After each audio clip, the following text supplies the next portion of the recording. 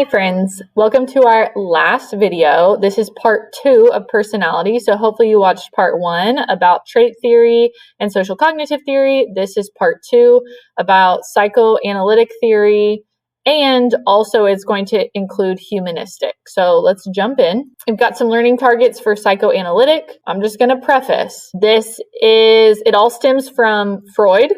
So if you know anything about Sigmund Freud, you know that he was a little out there. And the reason that we still talk about him today, even though a lot of his theories have either been disproven or changed to be a little bit more socially acceptable, his whole focus on the unconscious mind and motive really is something that we still look at today. And he was the first person to introduce that. So that's why we keep bringing him up. But basically, in his clinical practice, you can see it's like late 1800s, early 1900s. You can see that from like black and white pictures. Freud encountered patients suffering from nervous disorders whose complaints could not be explained in terms of purely physical causes. So they would have problems, they would look at them physically and basically say, you shouldn't have this problem because you're physically fine. He referred to this as hysteria and said that there had to be some psychological causes for the issues that he was seeing.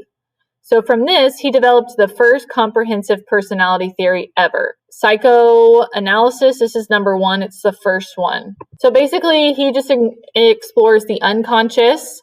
So the unconscious mind is mostly unacceptable thoughts, wishes, feelings, and memories. So this would be anything that you're feeling, wishing, remembering, thoughts that are unacceptable that you don't want other people to know. Freud asked patients to say whatever was on their mind to tap into the unconscious. And that whole process is called free association. So the process of free association led to painful, embarrassing, unconscious memories.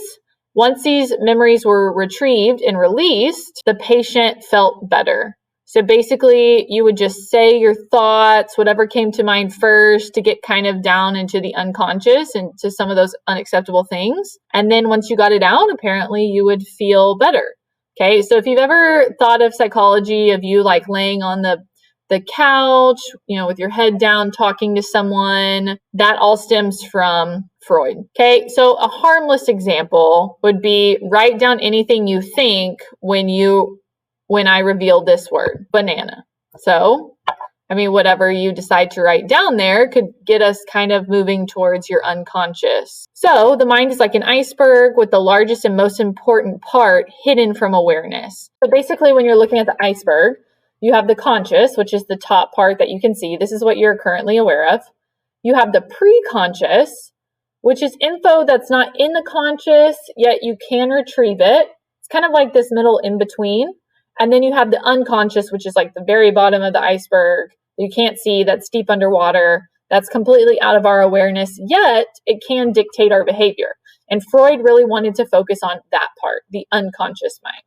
Okay, so notice this view of the iceberg. So we're looking at it from another dimension. You can see the part of the iceberg that's above the water. That's the white part. That's the conscious, as well as part of the iceberg that's just below the surface. That's the pre-conscious. But what you cannot see is the unconscious, like the massive bottom of the iceberg. You cannot see it. So, unconscious influences. Freud liked to look at dreams. We talked about this a little bit in our sleep unit. But the latent content of the dreams is the symbolic meaning of whatever you're dreaming about, right? So maybe you're dreaming about a gun, but then there's a symbolic meaning of that gun that means something else that lets us know into your unconscious mind. A Freudian slip, we might have heard that term before. These are slips of the tongue that Freud believed were our true unconscious thoughts coming out by accident. If you've ever called your teacher mom, or if you've ever said like a sexual word instead of another word that you were trying to say, it just kind of slipped out. Freud would say, ooh, that's your unconscious thoughts, like that they're trying to surface, they're trying to get out. There's a personality structure. It's going to have 3 components, an id, an ego, and a superego. Now, you might hear people say id.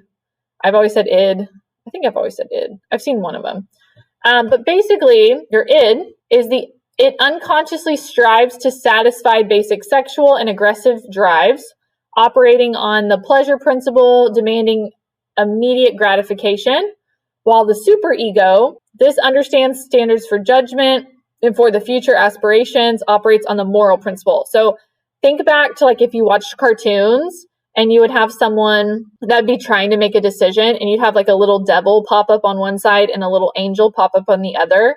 And the devil's like, do it, do it, do it. And angel's like, don't do it, it's wrong. That's what he's saying is in your personality. Okay, you've got one that wants just immediate gratification and wants to indulge in all the unacceptable things. And then you've got the other that's trying to promote judgment and moral character, and they're constantly battling each other. And so that's when the ego comes in. And the ego is kind of like the middleman. This is the conscious executive that meditates the demands of the superego and the id, and it acts on the reality principle. So this is, you're trying to mediate between the two, trying to focus on reality. Personality development. Freud believed that personality formed during the first few years of life, divided into psychosexual stages. During these stages, the id's pleasure, or the id's pleasure seeking energies focused on pleasure sensitive body areas. Okay, I'm just going to warn you, this is when it gets a little weird. So think about your first couple years of life, and Freud is going to say you develop your personality through these sexual stages that you experience from like 0 to, I think, like up to 12. Just hang on, it gets a little strange. Okay, so psychosexual stages. You start with 1. This is the oral stage. So you obtain pleasure from the mouth via sucking, biting, and swallowing. Okay, so anytime a baby like puts something in their mouth, to suck on it, to do whatever with it, that's them getting pleasure during the oral stage. The second stage would be the anal stage. This is 1 to 3. And these kind of go along with cognitive development a little bit. So the anal stage is pleasure obtained by learning to control bodily waste. So let me back up. The oral stage is 0 to 1. We also know that from Piaget, that from 0 to 18 months, that's the sensory motor stage, right? When babies are using all of their senses and putting stuff in their mouth. The anal stage is 1 to 3. Well, what usually happens for a child between the ages 1 and 3? They're getting potty trained. That's why it's called the anal stage and why it's all about learning to control bodily wastes. The phallic stage, which is 3 to 5, according to Freud, this is the most crucial. This is when you're curious about genitalia and deal with incestuous feelings. So incest, like attraction towards people that you're related to. He's going to look at parents here. The Oedipus complex, I don't know if anyone's ever heard that term before. This is the idea that a boy has an unconscious desire for mom, and there's jealous and hatred for the dad, and they fear punishment because if the dad finds out about these feelings. Fun stuff, man. Who knew? There's an Oedipus complex for kids from 3 to 5. You also have, that's for a boy though. You have the female version of this, the Oedipus complex, that was added later. This is the idea of penis envy. So you see the genitalia that your dad has, and you as a girl also want that. Children cope with threatening feelings by either repressing them, by identifying with the rival parent. Basically, if you can't beat them, join them. I'm telling you, y'all, it's weird. So let's go back to the boy example. Boy has unacceptable feelings for mom, feels threatened by the dad, but doesn't want the dad to know so they don't get punished. Okay, so if the child at the end of the phallic stage realizes, okay, I'm not going to beat dad, dad won, dad got mom, then I will join them. So then you identify with the dad. Like if you're a boy, then you're identifying with the dad, like male to male. Okay, through this process of identification, their superego gains strength, incorporating the parents' values. So we really start to look at parents here, their values, what they're doing, and your superego is going to gain those. Because remember, the superego is like the moral compass, and so that's going to be based on the values of your parents. Okay, we also have the latent sexual stage. This is from 5 to 12. Basically, this is where all the sexual interest is suppressed for a time being. And this is when you mostly play with like same-sex peers. So this is like elementary school. You're playing, girls play with girls, boys play with boys. It's kind of your same interest here. But then the genital stage, which is 12 and up, this would be adult sexuality. So this is when you start expressing sexual feelings towards other people. So he would say all of these are involved in your personality, and your personality is really defined in those first couple stages. And here is how, okay? So you're probably like, what? Like, how is my personality defined by me, like, as a 1-year-old sucking on something? Let me tell you. If traumatic events occur during these time periods, one can become stuck in that stage and develop what's called fixation. So for example, if you are stuck in the oral stage or you didn't like properly walk through it, you could have an oral fixation, which means you seek excessive oral contact. And so as an adult, that would look like eating all the time, drinking, smoking, basically trying to get that gratification from your mouth that you didn't get as a child. This could be a dependence on maybe sarcasm, acting tough, like using your words. It can also show an oral fixation. Now, say you moved through that one fine, but you got stuck in the anal stage. There's anal fixation. Okay, so anal fixation, this can go one of two ways. It can go anal retentive. So this is the idea that maybe during potty training, you got like shamed for accidents, made fun of, whatever. So you got stuck. And so as an adult, you now try to be so controlled, so orderly, so organized to where it's almost like annoying. Okay, so you're very, very, very focused on expressing control. This could even be like certain compulsions, overindulging, stuff like that. Or it could go the other way of you like withholding, maybe like rebelling during the potty training phase. You would rather just like have an accident than actually go to the bathroom. We see this later in our personality as like messy, disorganized. Sometimes you can see like anger, whatever it might be. Fun stuff. Who knew? Maybe you're stuck in the anal stage. Okay, defense mechanisms. This is like one of my favorite parts of this unit because you can see how you do it and then you can start to pick out like how other people do it. But basically, Freud would say that defense mechanisms are methods used by the ego to unconsciously protect itself against anxiety caused by conflicts between the id's demands and the super ego's constraints. So basically, like we said, the ego is mediating the two. And so it has methods that it does to mediate. So this only becomes unhealthy when they cause self-defeating behavior and emotional problems. So let's look at the different defense mechanisms. We have repression. So we avoid painful thoughts by forcing them back into our mind. We're just pushing them back, repressing them down. This underlies all other defense mechanisms. So this is kind of like the underlining one across the board. Example, you witness a murder. You don't remember the details when asked by the police because you repress them. Regression, this is different though. We retreat to behaving or thinking like a child in order to avoid adult issues. So this could be the idea that you throw a temper tantrum when you don't get what you want.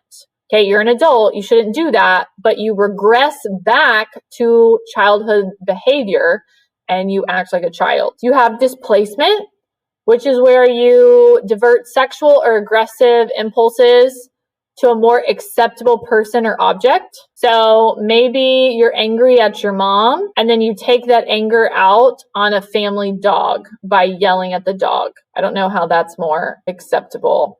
LOL. But basically, think of another example. You're angry at mom.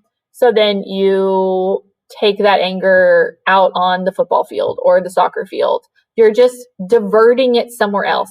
Now, people get this one mixed up with projection. They're different. This is disguise threatening impulses by attributing them to others. So maybe you want to break up with your boyfriend or girlfriend, so you then accuse them of wanting to break up with you. Or you're feeling insecure about your weight, so then you call someone else fat.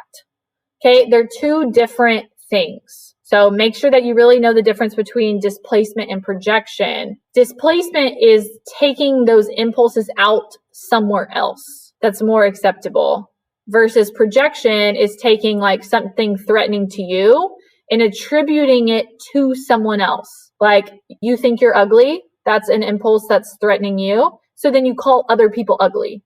Someone's like, you're ugly. You're like, you're ugly, right? You're projecting it back on them. Sublimation, we expend energy on pro-social activities in order to avoid undesirable activities. Okay, you like to hit things. Maybe you hit people, which is not acceptable. So then you change that into a pro-social activity. So then you take up boxing as a hobby because it's okay to hit things in boxing. Reaction formation. This is where you make unacceptable impulses into their opposite acceptable forms. So, for example, maybe you really dislike your psychology teacher, but you tell everyone how much you love her. I mean, there's no way you could dislike me. I'm just kidding. So you might see this as you didn't make the soccer team. And so then you go around and tell people you're like, I don't even like soccer anyway. Stop. You like soccer. You're just trying to, cope with the feelings that you're having. We have rationalization. This is where we try to create logical explanations for our behavior in order to justify it. So you want to go to the movie with your friends. So you justify going instead of studying for the exam by stating that you would have failed anyways. It's like, why even spend the time studying? I'm going to fail. So let me go hang out with my friends instead. I think we rationalize a lot. Denial is just like what it sounds like. We refuse to perceive reality in order to protect ourselves from it. So you get a rejection letter from a college of choice, but you still tell everyone you're going there. That's denial, my friend. You're not going. Or, your boyfriend or girlfriend breaks up with you. You tell people that you're all still together. You're like in denial that it happened. Okay, so while Freud, a lot of his stuff has been disproven, like the psychosexual stages, you still have a whole branch of psychology under psychodynamic/psychoanalytic. And you have what are called neo-Freudian. So like Freud, Adler believed there's childhood tensions.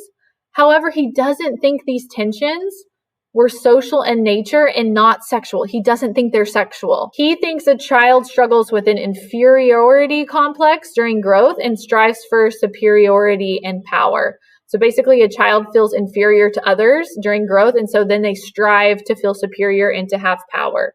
So it's a different complex. It has nothing to do with sexual things, but he still believes that there's childhood tensions.